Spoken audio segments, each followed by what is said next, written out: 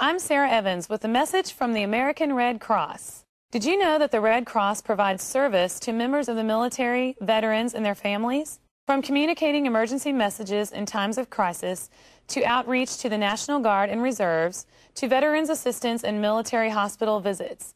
The Red Cross is there for men and women in the armed forces across the country and around the world.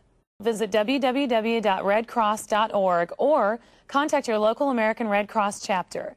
When every moment matters and a life is saved, when someone gives blood, when a hand reaches out, that moment when heartbreak turns to hope, you're there through the American Red Cross.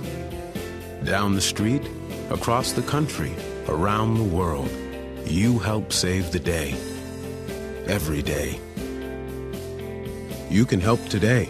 Support your local Red Cross.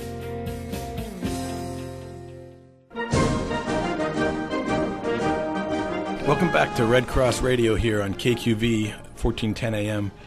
We're talking about the Service to the Armed Forces program. I'm your host, Brian Kanavish, the Service to the Armed Forces program at the American Red Cross, specifically the Red Cross here in southwestern Pennsylvania. And we talked to a couple people who work with the Red Cross in this program earlier, Pauline Duncan and Caitlin Norris. And now it's my pleasure to welcome Joseph Brown, who is a military veteran who actually had some firsthand experiences with the Red Cross. Welcome, Joe. How you doing? Good, good. Thank you for joining us. Well, first off, just let everyone who's out there listening know your background and your involvement with the military. Well, I started out in about 1988, United States Marine Corps. I went from there. I went a couple of years, and then I switched over to the Navy. Went active duty all the way up until the last couple of years, and then I joined the National Guard, where my first deployment with the National Guard was to Afghanistan, northern Afghanistan. Wow, what role or what job did you have when you were deployed in Afghanistan? I was a medic. Actually, I was one of the lead medics in our group, which was a sniper slash military hit, not really hit squad, but I would say sniper slash, I don't know, key leader engagement type of thing. See what the people wanted, what they needed in the area. So high level role out actually in the field. We had some high level people. I can't really talk about them too much. Though. Right. I understand. I understand that. Well, first off, thanks on behalf of everyone listening for your service to our country. That's certainly much appreciated. And we're talking about the Red Cross today, and you had a pretty special experience. Well, at least a special experience here at home while you were deployed that the Red Cross was able to help with. Is that right? Right. It was actually a pretty funny experience when it happened, when I actually found out. I haven't actually left the country yet. My wife's kind of sent me a picture text on asking me what this was, what this meant to me, and I was like, I couldn't see the picture at first, and then I was like, oh, okay, this is the pregnancy test, and it had 2 lines, and I was like, all I could say was wow for the first 10 minutes. Wow. So your wife sent you a picture text showing you the positive pregnancy test that you were going to be a father. First-time father. Yes. Okay. And so how long ago was this? This was actually, what was it, almost 2 years ago now. 2 years ago. And so you found out your wife was expecting your first child, and but you're deployed in Afghanistan. So let's fast forward to around the time when she was about to deliver. What happened, and how did the Red Cross help there? Well, it was really funny on that, too, because at first they weren't going to let me go because of where I was and what I was doing. But since we were going back and forth to a FOB, from a COP to a FOB, I was able to try and talk to the higher leaders and trying to have me try and get home as best as I could. Made it down to Bagram, which is one of the areas that's the Air Force Base is close to getting out of the country.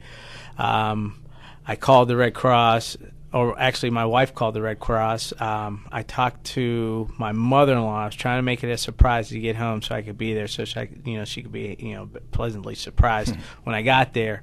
That kind of didn't work out because we needed to actually talk to the doctor, and my wife was the only one that had the number to talk to the doctor, so I had to kind of blow my cover on coming home. I actually got in touch with the doctor, and after we confirmed everything with the doctor, talked to the Red Cross, they got the paperwork so expeditiously. It was great. And then the powers that be tried to get me a flight home. That was the hardest part, is trying to get a flight home, because there were so many flights going out and nothing really coming towards the States. But once that happened, everything was boom, boom. It was great.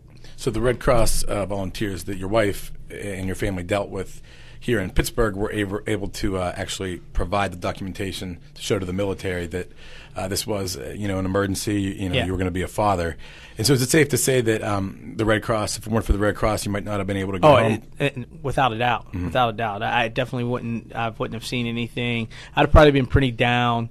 My son being almost 6 months old before I even got home. If it wasn't for the Red Cross, I got home pretty fast. I missed the actual birth, but I got there the day after, which was still good enough. Right. It was good enough for me. It was good enough for my wife, good enough for my family. So I have no qualms right now. Well, that's great. And I'm sure, in your vast military experience, you've seen, you've been with the Marines, you were in the Navy, National Guard. Have you seen and talked to other your fellow servicemen who had similar experiences with the Red Cross? Were they able to help in other situations like that? It was unfortunate, but it was funny that the other gentleman that was going through Bagram, actually I met up with him in Dunham. He was going home through the American Red Cross. He actually had a death in the family, but we pretty much rode each other's back while we were going through there, just to keep the time going, because you're actually flying by yourself. And, with a bunch of locals and local nationals that they are, sometimes it's really easy to talk to somebody that, that's almost dealing with the same thing. But the common denominator that we did have was the American Red Cross. Well, that's great. It sounds like the Red Cross, especially the fact that it's driven by volunteers who are able to do this, and not only help servicemen and women such as yourself, but their families here at home. Did your wife have a similar favorable experience whenever she was dealing with the Red Cross during that whole process? Oh, yeah. You guys were really nice to her. Great. Very cordial. I couldn't say enough after, I got home. I didn't want to go back, but I had to go back. Right. I have a duty, but the way you guys treated us was very, very nice. So she still talks. That's great. She talks. She shows a pamphlet every time anybody comes through the house or anything else like that. Right. And so, what are you up to these days, Joe? You're out of active service now? No, not quite active. I'm not quite out of the woods yet. I still have until 2013, where I will more than likely retire. I just graduated in December. I just graduated from the Allegheny County Police Training Academy. I like to give those a big kudos. I was the second oldest to come through that academy.